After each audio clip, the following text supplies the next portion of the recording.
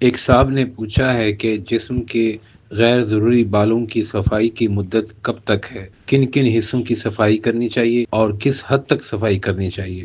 منہ زیر ناف ان کی صفائی کرنا یہ سنت مبارکہ ہے، اور یوں سمجھ لے کہ حضرت ابراہیم علیہ السلام کے دور سے لے کر یہ سنت مبارکہ چلی آ رہی ہے۔ اس کی مدت 40 دن تک ہے، یعنی کہ 40 دن اگر گزر جائیں تو بندہ گناہگار ہوتا ہے، اور اگر 40 دن ابھی نہیں ہوئے تو گناہ نہیں ہے، مگر ہر ہفتے نہیں تو ہر دوسرے ہفتے صفائی کر لینی چاہیے تاکہ اس جگہ پر بدبو پیدا نہ ہو۔ منہ زیر ناف اور اسی طرح منہ زیر بغل، ان کی صفائی بھی اگر ہر 2 ہفتے میں کی جاتی رہے تو بہتر رہتا ہے۔ یہ 3 چیزیں ہوتی ہیں، جیسے منہ زیر ناف ہے، منہ زیر بغل ہے اور ناخن ہے ہاتھوں کے پاؤں کے۔ ان تینوں کی جو مدت ہے وہ 40 دن ہی ہے، یعنی 40 دن کے اندر اندر ایک بار ضروری ہے۔ اچھا، اب آپ نے پوچھا کہ اس کی حد کتنی ہے منہ زیر ناف کی۔ زیر کہتے ہیں نیچے، ناف کہتے ہیں ناف کو، تو ناف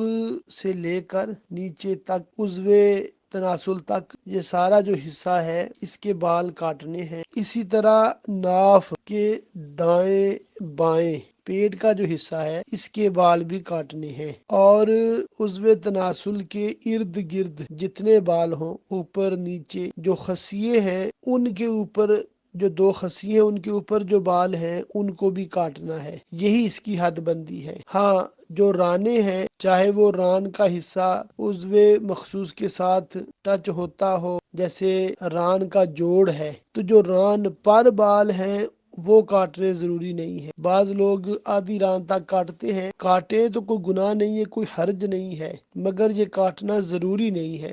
بالکل منہ زیر ناف میں یہ ران شامل نہیں ہے۔ ویسے مسئلے کے طور پر عرض کر دوں کہ ابرو کے بال ہیں، پلکوں کے بال ہیں، داڑھی شریف ایک مٹھی، اس کے علاوہ مرد کے جسم پر جتنے بھی بال ہیں ان سب کو وہ کاٹ سکتا ہے۔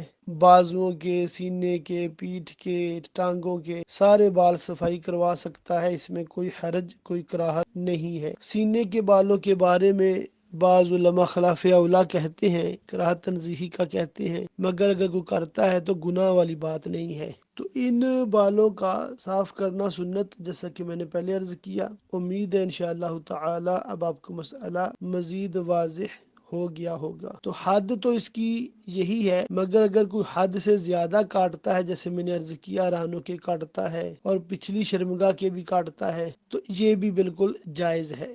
پچھلی شرمگاہ کے کاٹنا ضروری نہیں ہے، مگر اگر کوئی کاٹ لیتا ہے تو جائز ہے۔ واللہ تعالی اعلم بالصواب۔